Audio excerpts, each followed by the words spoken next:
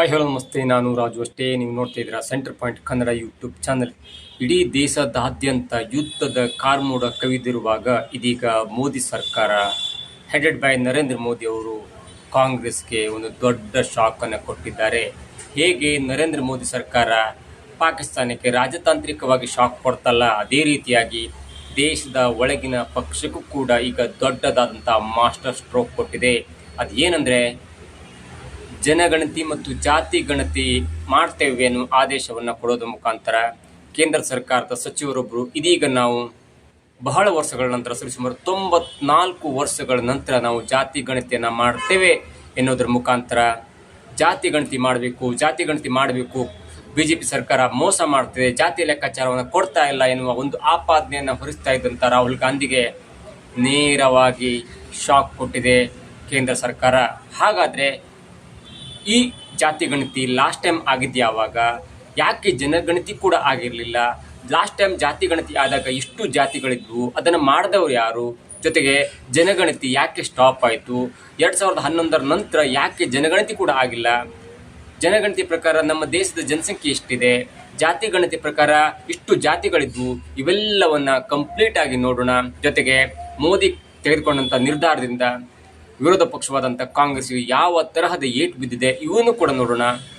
ಅದಕ್ಕಿಂತ ಮೊದಲು ಇಲ್ಲಿಯ ತನಕ ನಮ್ಮ ಚಾನಲನ್ನು ಸಬ್ಸ್ಕ್ರೈಬ್ ಮಾಡಿಲ್ಲ ಅಂದರೆ ಈಗಲೇ ಸಬ್ಸ್ಕ್ರೈಬ್ ಮಾಡಿ. ಜೊತೆಗೆ ಕಾಮೆಂಟ್ಗಳ ಮುಖಾಂತರ ತಮ್ಮ ಅಭಿಪ್ರಾಯವನ್ನು ತಿಳಿಸ್ಬೋದು. ಎಸ್ ವೀಕ್ಷಕರೇ, ಇಡೀ ಪ್ರಪಂಚದಾದ್ಯಂತ ಈಗ ಯುದ್ಧದ ಕಾರ್ಮೋಡ ಕವಿದಿದೆ. ಯಾಕಂದರೆ ತುಂಬ ಶಾಂತವಾಗಿರುವಂಥ ರಾಷ್ಟ್ರ ಇಡೀ ಪ್ರಪಂಚದಲ್ಲಿ ಯಾವುದಾದ್ರೂ ಇದ್ದರೆ ಅದು ಭಾರತ. ಅಕ್ಕಪಕ್ಕ ರಾಷ್ಟ್ರಗಳು ಶತ್ರು ರಾಷ್ಟ್ರವಾದರೂ ಕೂಡ ಯಾವುದೇ ಕಾರಣಕ್ಕೂ ಕೂಡ ಭಾರತ ಕಾಲು ಕೆರೆದು ಯುದ್ಧಕ್ಕೆ ನಿಂತಿದ್ದ ಉದಾಹರಣೆ ಇಲ್ಲ. ಹಾಗಾಗಿ ಇಡೀ ಪ್ರಪಂಚದ ದೇಶಗಳಿಗೆ ಎಲ್ಲವಕ್ಕೂ ಕೂಡ ಭಾರತ ಕಂಡ್ರೆ ಒಂಥರ ಶಾಂತಿ ಸ್ವಭಾವದ ರಾಷ್ಟ್ರ, ಭಾರತ ಕಂಡ್ರೆ ತುಂಬ ಪ್ರೀತಿ. ಇವೆಲ್ಲದರ ನಡುವೆ ಪಾಕಿಸ್ತಾನ ಮಾಡಿದಂಥ ಕೆಟ್ಟ ಕೆಲಸದ ಪರ್ಯಾಯವಾಗಿ ಭಾರತ ಕೂಡ ಇದೀಗ ಪಾಕಿಸ್ತಾನದ ಮೇಲೆ ಅಟ್ಯಾಕ್ ಮಾಡಲೇಬೇಕೆನ್ನೋ ನಿರ್ಣಯವನ್ನು ಕೈಗೊಳ್ಳುವ ಸಂದರ್ಭದಲ್ಲಿ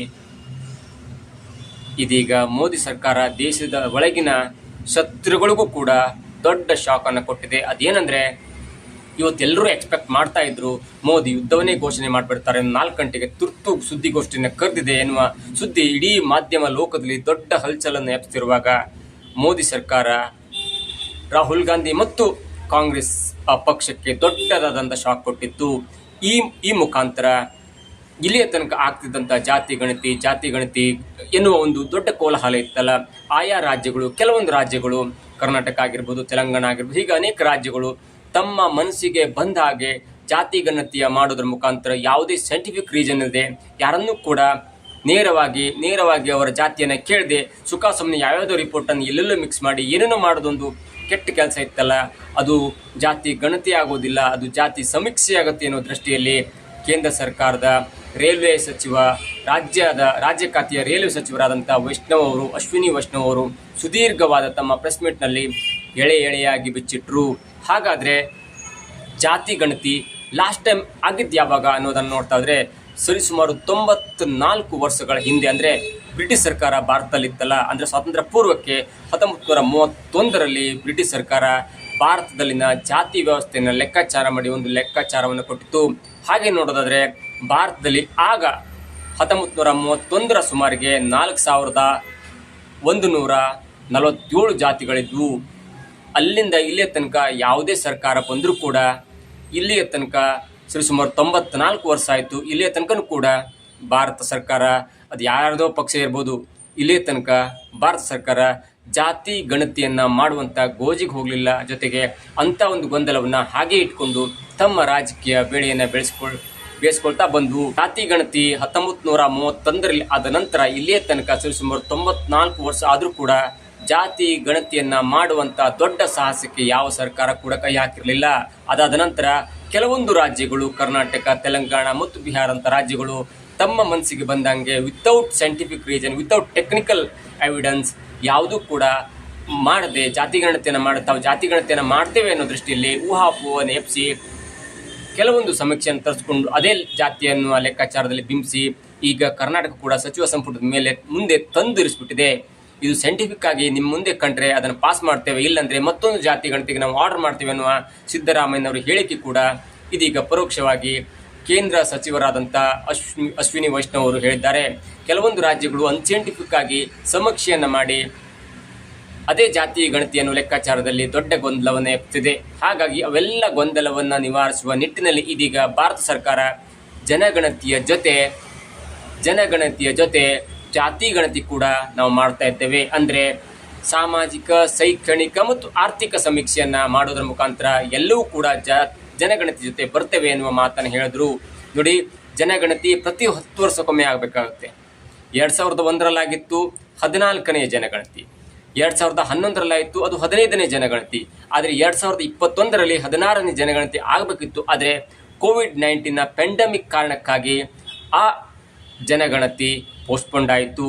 ಇದೀಗ ಆ ಜಾತಿ ಗಣತಿಯ ಮಾಡಲಿಕ್ಕೆ ಸೂಕ್ತವಾದ ಕಾಲಾವಧಿ ಬಂದಿದೆ ಮತ್ತು ಅದಕ್ಕೆ ಪೂರಕವಾದಂಥ ವ್ಯವಸ್ಥೆ ಕೂಡ ಕೇಂದ್ರ ಸರ್ಕಾರ ಮಾಡಿಕೊಂಡಿದೆ. ಈ ಮುಖಾಂತರ ಜಾತಿ ಗಣತಿ ಜನಗಣತಿಯ ಜೊತೆಗೆ ಜಾತಿ ಗಣತಿಯನ್ನು ಮಾಡೋದ್ರ ಮುಖಾಂತರ ಸರ್ಕಾರದ ವಿರುದ್ಧ ಯಾವುದೇ ಹಗರಣವನ್ನು ಸಿಗದೆ, ಸರ್ಕಾರದ ವಿರುದ್ಧ ಕಂಪ್ಲೀಟ್ ಸಾಕ್ಷಿ ಸಿಗದೆ, ಅಂದರೆ ಹಗರಣಗಳ ಕಂಪ್ಲೀಟ್ ಸಾಕ್ಷಿ ಸಿಗದೆ ಏನೇನೋ ಬಾಯಿಗೆ ಬಂದಾಗ ಮಾತಾಡ್ತಿದ್ದಂಥ ವಿರೋಧ ಪಕ್ಷಗಳಿಗೆ ಇದೀಗ ಒಂದು ಆಹಾರ ಸಿಕ್ಕಿತ್ತು. ಯಾಕಂದರೆ ನಮ್ಮ ನರೇಂದ್ರ ಮೋದಿ ಸರ್ಕಾರ ಜಾತಿ ಗಣತಿಯನ್ನು ಯಾಕೆ ಮಾಡ್ತಾ ಇಲ್ಲ, ಅವರಿಗೆ ಎಲ್ಲ ಜಾತಿಯನ್ನು ಒಂದೇ ಮಾಡುವಂಥ ದುರುದ್ದೇಶ ಇದೆ. ಎಲ್ಲ ಜಾತಿಯನ್ನು ತೆಗೆದು ಇಡೀ ಸಮಾಜದಲ್ಲಿ ಜಾತಿ ವ್ಯವಸ್ಥೆಯನ್ನು ಕಿತ್ತಾಕುವಂಥ ಒಂದು ದೊಡ್ಡದಾದಂಥ ದುರುದ್ದೇಶ ಇದೆ. ಹಾಗಾಗಿ BJP ಯಾವಾಗ ಅಧಿಕಾರಕ್ಕೆ ಬಂದರೂ ಕೂಡ ಜಾತಿಯ ವಿಷಯ ಮಾತಾಡೋದಿಲ್ಲ. ಅವರಿಗೆ ಜಾತಿ ಎನ್ನುವ ಒಂದು ಲೆಕ್ಕಾಚಾರ ಬೇಡವಾಗಿದೆ. ನಿಮ್ಗೇನಾದರೂ ಜನರ ಬಗ್ಗೆ ಕಾಳಜಿ ಇದ್ದರೆ ಜಾತಿ ಸಮೀಕ್ಷೆಯನ್ನು ಮಾಡಿ ನಾವು ಕೂಡ ನಮ್ಮ ಅಧಿಕಾರದಲ್ಲಿರುವ ರಾಜ್ಯಗಳಲ್ಲಿ ನಾವು ಜಾತಿ ಗಣತಿಯನ್ನು ಮಾಡಿಸ್ತೀವಿ ಎನ್ನುವ ದೊಡ್ಡದಾದಂಥ ಪ್ರತಿರೋಧವನ್ನು ಒಡ್ಡಿದ್ರು. ಅದಾದ ನಂತರ ಈಗ ರಾಹುಲ್ ಗಾಂಧಿಯವರು ಹೇಳಿದಂತೆ ಜಾತಿ ಗಣತಿಯನ್ನು ಮಾಡಲಿಕ್ಕೆ ಸರ್ಕಾರ ಒಪ್ಪಿಗೆಯನ್ನು ಸೂಚಿಸಿ ಪ್ರತಿಪಕ್ಷಗಳಿಗೆ ಯಾವುದೇ ಆಹಾರ ಕೊಡದಂತೆ ನರೇಂದ್ರ ಮೋದಿಯವರ ಸರ್ಕಾರ ಈಗ ಬಹುದೊಡ್ಡದಾದಂಥ ಒಂದು ನಿರ್ಣಯವನ್ನು ಕೈಗೊಂಡಿದೆ. ಇದು ಈಗಾಗಲೇ ಪ್ರಾರಂಭವಾಗಿದ್ದು ಅದಕ್ಕೆ ಪೂರಕವಾದ ತಯಾರಿ ಸ್ಕೂಲ್ ಟೀಚರ್ ಮುಖಾಂತರನೋ ಅಥವಾ ಪಂಚಾಯತ್ ಆಫೀಸರ್ಗಳ ಮುಖಾಂತರನೋ ಅಥವಾ PDOಗಳ ಮುಖಾಂತರ ಅದಕ್ಕೊಂದು ಆದೇಶ ಸಿಗುತ್ತೆ. ಆ ಆದೇಶ ಬಂದ ತಕ್ಷಣ ಜನಗಣತಿ, ಜಾತಿ ಗಣತಿ, ಶೈಕ್ಷಣಿಕ ಮತ್ತು ಆರ್ಥಿಕ ವ್ಯವಸ್ಥೆಯಲ್ಲಿನ ಯಾರ್ಯಾರು ಯಾವ್ಯಾವ ಮಟ್ಟದಲ್ಲಿದ್ದಾರೆ ಎನ್ನುವ ಒಂದು ಸೈಂಟಿಫಿಕ್ ಉತ್ತರ ಸಿಗುತ್ತೆ, ಸೈಂಟಿಫಿಕ್ ಸಾಕ್ಷಿ ಸಿಗುತ್ತೆ. ಅದಾದ ನಂತರ 2026ರ ವೇಳೆಗೆ ಕೇಂದ್ರ ಸರ್ಕಾರ ಈ 2021ರಲ್ಲಿ ಆಗಬೇಕಿದ್ದಂಥ ಜನಗಣತಿ ಮತ್ತು ಆ ಜಾತಿ ಗಣತಿಯನ್ನು 2026ರ ವೇಳೆಗೆ ಮಾರ್ಚ್ ವೇಳೆಗೆ ಸರ್ಕಾರ ಸಚಿವ ಸಂಪುಟದ ಮುಂದೆ ಮಂಡಿಸುವಂಥ ಎಲ್ಲ ಸಾಧ್ಯತೆ ಇದೆ. ಏನೇ ಆಗಲಿ, ದೇಶದಲ್ಲಿ ಇದೀಗ ದೊಡ್ಡದಾದಂಥ ಯುದ್ಧದ ಕಾರ್ಮೋಡ ಕವಿದಿರುವಾಗ 4 ಗಂಟೆಗೆ ಏನೋ ದೊಡ್ಡದಾದಂಥ ಒಂದು ಪ್ರೆಸ್ ಮೀಟ್ ಕರೀತಾರೆ. ಅದರಲ್ಲಿ ಏನೇನೋ ಭದ್ರತಾ ವ್ಯವಸ್ಥೆ ಬಗ್ಗೆ ಮಾತಾಡ್ತಾರೆ ಸಚಿವರು ಎನ್ನುವ ಒಂದು ಊಹಾಪೋಹದಲ್ಲಿದ್ದಂಥ ಒಂದು ಕುತೂಹಲದಲ್ಲಿ ಇದ್ದಂಥ ರಾಷ್ಟ್ರದ ಜನರಿಗೆ ಇದೀಗ ಮತ್ತೊಂದು ಟ್ವಿಸ್ಟ್ ಕೊಟ್ಟು, ಈ ಟ್ವಿಸ್ಟ್ನ ಮುಖಾಂತರ ರಾಹುಲ್ ಗಾಂಧಿ ಮತ್ತು ಕಾಂಗ್ರೆಸ್ಗೆ ದೊಡ್ಡ ಏಟನ್ನು ಕೊಟ್ಟು ಒಂದು ಕಡೆ ಪಾಕಿಸ್ತಾನ ಕೂಡ ತಿರುಗಿ ನೋಡುವಂತೆ ಮಾಡಿದೆ. ಯಾಕಂದರೆ ಅವರಿಗೂ ಕೂಡ ಭಾರತ ಸರ್ಕಾರ ಪ್ರೆಸ್ ಮೀಟ್ ಕರೆದಿದೆ, ಏನೋ ಒಂದು ನಮ್ಮ ಮೇಲೆ ದಾಳಿ ಮಾಡಲಿಕ್ಕೆ ಏನೋ ಒಂದು ನಮಗೆ ಕ್ಲೂ ಕೊಡ್ತಾರೆ, ನಾವು ಅಲ್ಲಿಂದ ತಪ್ಪಿಸ್ಕೊಂಡು ಹೋಗ್ಬೋದು ಎನ್ನುವ ಲೆಕ್ಕಾಚಾರ ಪಾಕಿಸ್ತಾನಕ್ಕೂ ಇತ್ತು. ಆದರೆ ಅವೆಲ್ಲ ವಿಷಯವನ್ನು ಡೈವರ್ಟ್ ಮಾಡಲಿಕ್ಕೆ, ಅವೆಲ್ಲ ನ್ಯೂಸನ್ನು ಡೈವರ್ಟ್ ಮಾಡಲಿಕ್ಕೆ ಇದೀಗ ಇವತ್ತೇ ತುರ್ತು ಸುದ್ದಿಗೋಷ್ಠಿಯನ್ನು ಕರೆದು ಕೇಂದ್ರ ಸರ್ಕಾರ ಜಾತಿ ಗಣತಿಯ ಜೊತೆ ಜನಗಣತಿಯ ಜೊತೆ ಜಾತಿ ಗಣತಿಯನ್ನು ಕೂಡ ಮಾಡ್ತೇವೆ ಎನ್ನುವ ಲೆಕ್ಕಾಚಾರವನ್ನು ಕೊಟ್ಟು ಎಲ್ಲ ಯುದ್ಧದ ಕಾರ್ಮೋಡದ ವಿಷಯವನ್ನು ಡೈವರ್ಟ್ ಮಾಡಿತು. ಯಾಕಂದರೆ ಇದು ಈ ಹಂತದಲ್ಲಿ ಬೇಕಾಗಿತ್ತು. ಒಂದು ವೇಳೆ ಎಲ್ಲ ಮಾಧ್ಯಮಗಳು ಕೂಡ ಯುದ್ಧ ಎನ್ನುವ ಒಂದು ಸುದ್ದಿ ಹರಡ್ತಾ ಇದ್ದರೆ ಪಾಕಿಸ್ತಾನ ಕೂಡ ಎಚ್ಚೆತ್ತು ತಮಗೆ ಬೇಕಾದಂಥ ಸೇಫ್ಟಿ ಮಾಡಿಕೊಳ್ಳುತ್ತೆ. ಆದರೆ ಇದೀಗ ಇಡೀ ದೇಶದಾದ್ಯಂತ ಚರ್ಚೆ ಆಗ್ತಿರೋ ಇವತ್ತಿನ ಹೈಲೈಟ್ ಅಂದರೆ ಅದು ಜನಗಣತಿಯ ಜೊತೆ ಜಾತಿ ಗಣತಿ ಕೂಡ ಆಗುತ್ತೆ ಭಾರತದಲ್ಲಿ ಎನ್ನುವ ಒಂದು ವಿಷಯ ಚರ್ಚೆ ಆಗ್ತಾ ಇದೆ.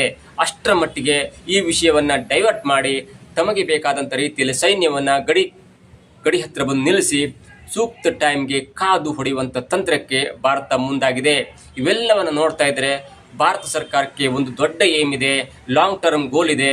ಹಾಗಾಗಿ ಯಾವ ವಿಷಯವನ್ನು ಎಲ್ಲಿ ಡೈವರ್ಟ್ ಮಾಡಬೇಕು ಎನ್ನುವ ದೊಡ್ಡ ರಣತಂತ್ರ, ಜಾಣ್ಮೆ ಎಲ್ಲವೂ ಕೂಡ ಇದೆ. ಹಾಗಾಗಿ ಭಾರತ ಸರ್ಕಾರ ಇಂಥ ದೊಡ್ಡ ಸಂದಿಗ್ಧ ಪರಿಸ್ಥಿತಿಯಲ್ಲಿ ಜನಗಣತಿಯ ಜೊತೆ ಜಾತಿ ಗಣತಿಯನ್ನು ಮಾಡ್ತೇವೆ ಎನ್ನುವ ಒಂದು ಸುದ್ದಿಯನ್ನು ಕೊಟ್ಟು ಯುದ್ಧದ ಸುದ್ದಿಯನ್ನು ಸ್ವಲ್ಪ ತಣ್ಣಗೆ ಮಾಡಿ ಸ್ವಲ್ಪ ಟೈಮನ್ನು ತೆಗೆದುಕೊಂಡು ನೇರವಾಗಿ ಪಾಕಿಸ್ತಾನದ ಮೇಲೆ ಅಟ್ಯಾಕ್ ಮಾಡುವಂಥ ಸಂಭವವನ್ನು ತಳ್ಳಿ ಹಾಕುವಂತಿಲ್ಲ.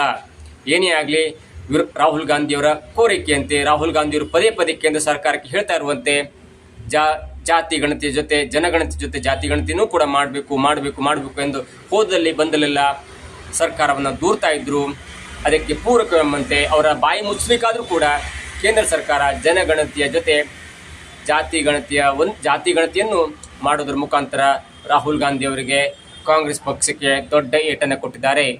ಇದಾಗಿತ್ತು ಇವತ್ತಿನ ವಿಶೇಷ. ನೋಡ್ತಾ ಇರಿ centre point Kannada YouTube channel.